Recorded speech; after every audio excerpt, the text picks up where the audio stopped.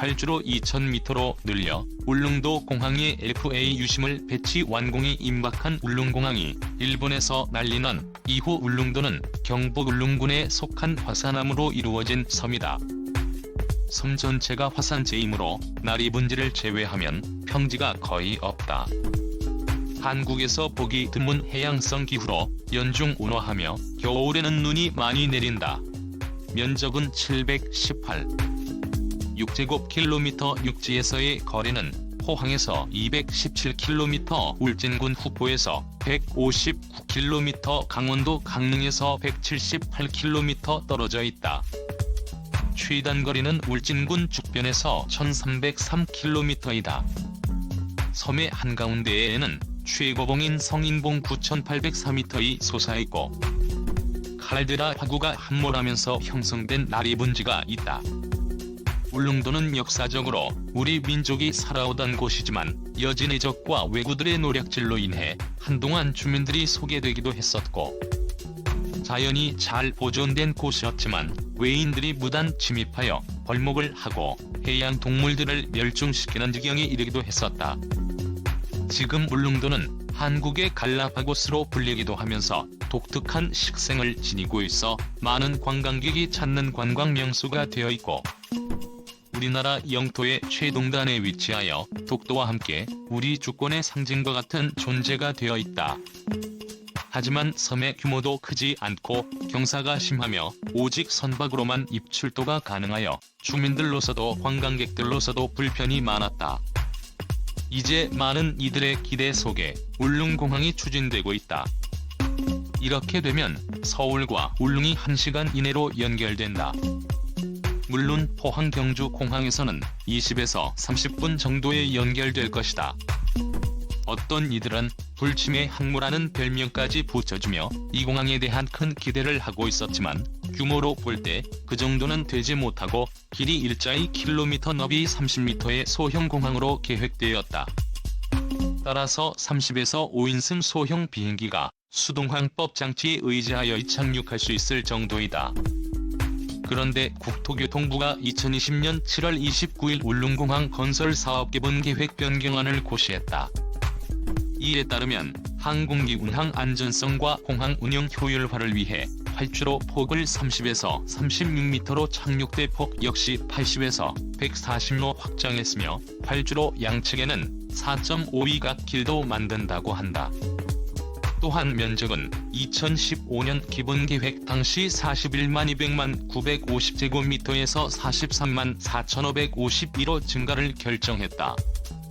울릉공항은 사동항과 함께 건설된다. 이곳에 해군 함정 정박부두 400m, 해경부두 175m 그리고 여객부두 305로 총 10만 25의 저반시설이 건설된다.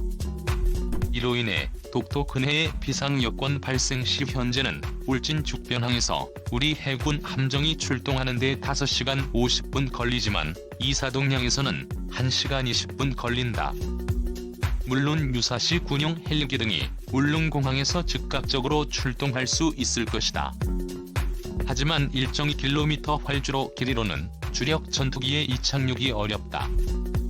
해상 초계기나 FA-50 등 이착륙이 가능하고 F-35B 즉 수직이 착륙 가능한 전투기는 문제가 없겠지만 KF-16이나 F-6개 같은 우리나라에서 한동안 공대공 역할을 수행할 전투기의 이착륙이 불가능하다고 한다. 이곳에서는 특히 겨울 바람이 세차기에 지금의 활주로로는 30m에서 5인승 여객기의 안전한 이착륙조차도 쉽지 않을 것이므로 활주로를 500m 늘려 17km 정도가 되게 하면 여객기 운항뿐만 아니라 군사작전도 좀 더 용이해질 것으로 보아진다. 현재 우리나라의 주력 전투기인 KF-16의 경우 내륙에서 추진하며 독도 인근 해역에서의 작전 시간이 10분 정도에 지나지 않는다고 하는데 울릉공항에서 이륙할 경우 작전 시간이 좀 더 늘어날 것으로 본다. 2019년 러시아 군용기 6대가 한국방 공식별 구역 K의 이즈아이트를 침범하여 우리 공군기가 발주 경고했는데 앞으로도 이 같은 일들이 이웃 나라들의 항공기와 함정들을 통해 벌어질 가능성이 없지 않다고 본다. 특히 일본에서 독도가 자기 영토라고 끊임없이 주장하는데 상황에 따라서는 일본 자위대가 독도를 점령하려 들 가능성도 없지 않으므로 이에 대한 대비를 철저히 할 필요가 있는데 이 울릉공항이 매우 중요한 역할을 할 것이라고 본다. 물론 정규 항공모함이 존재한다면 군사작전 면에서는 이 활주로 연장이 그리 중요하지 않을지도 모르겠다. 생태선 및 관광섬을 지향하는 울릉도로서는 울릉공항으로 인한 관광객 확보가 매우 중요하다고 보나 제트기 소음을 포함한 환경 파괴 때문에 활주로의 크기와 운항 횟수를 제한하자는 역설적인 주장을 하는 사람들도 없지 않고 주변국들의 압력도 있을 것이지만 활주로가 좀 더 길어져야 중소형 여객기의 안전운항이 가능해짐을 강조할 필요가 있다. 물론 우리 입장에서 유사시 전투기의 이착륙도 중요한 것이다. 활주로 연장을 위한 바다 매립이 힘들다면 교각을 이용하거나 부유식도 가능하지 않을까 생각된다.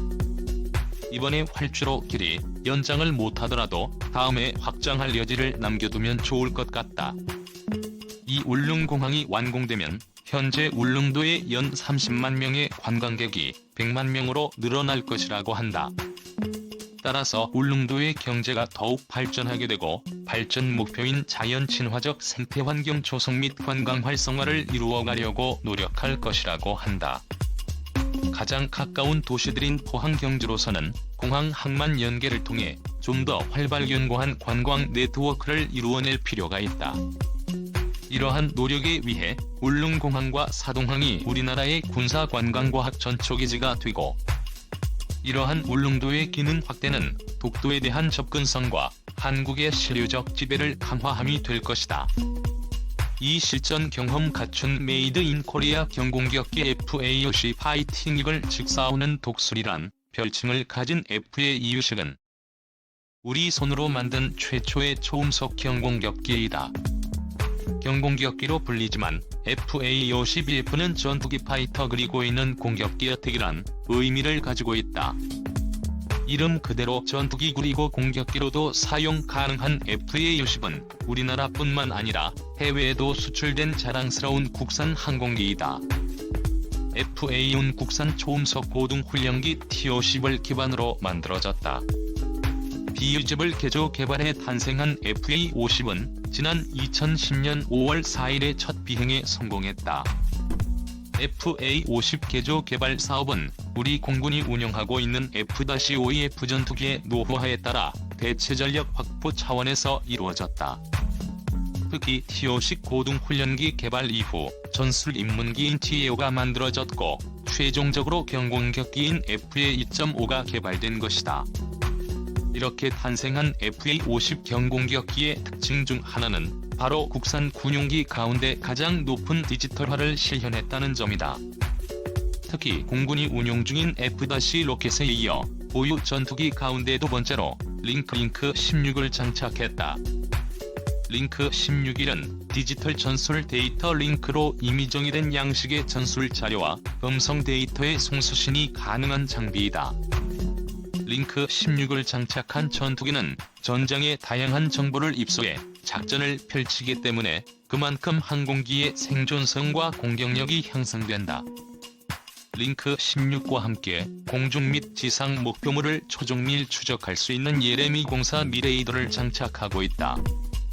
이밖에 적대공 미사일에 대한 자체 보호 능력과 야간 임무 수행 능력을 갖추고 있다. FA-50은 레이 IM-9 공대공 미사일과 AGM-65 공대지 미사일을 운영하며 스마트 폭탄인 제이단 JDM과 스마트 자판을 탑재한 바람 수정 확산탄 WD 윈드 코렉티드 무니션지 디스펜서를 장착한다. 이렇게 만들어진 FA-50은 2011년 12월 28일 방위사업청과 60여 대의 도입 계약을 체결하게 된다. 금액은 7,100억 원이었다. 2013년부터 공군에 실전 배치된 FA-50은 2016년 10월 21일 최종 고기가 출하되었다. 스타일 즉 한국 항공우주산업이 만드는 FA-50은 우리 공군 외에 필리핀 공군도 운용 중이다. 필리핀은 지난 2014년 우리나라와 정부 간 계약 방식으로 12대의 FA 유심을 구매했다. 마라위 전투가 일어난 2017년 5월 무렵에는 필리핀 공군 제7전술전투기 불독 비행대대 FA-1이 필리핀 버전인 FA-50DH-12 될까막 배치된 상황이었다. 이와 함께 같은 해 1월 26일에는 FA-50PAG-2대가 민다나오 섬에 위치한 테러리스트 근거지에 야간 공습을 실시하기도 했다. 이것은 FA-50 경공격기의 첫 실전 투입이었다. 마라의 전투가 격화된 2월부터 FA-50PAG는 전장의 게임 체인저로 지상군을 지원하기 시작했다. 당시엔 K-8만 2,500파운드 227kg 폭탄을 장착한 FA-50의 의지는 요새화된 테러리스트 거점을 정확하게 폭격했다. 그 결과 마라의 전투에서 테러리스트들의 활동은 위축되었고 필리핀군은 전투에서 우위를 점하며 전쟁을 주도할 수 있었다. 또한 2019년 2월 2일에는 테러리스트들의 폭탄 테러에 대한 보복 공격으로 FA-50군 BH-대가 출격해 테러리스트 근거지의 8발의 NK-8이 폭탄을 투하했다. 이밖에 지난해에는 FA-50PH에서 투하된 J담이 반군 거점을 정밀 타격해 지도자가 사망하기도 했다.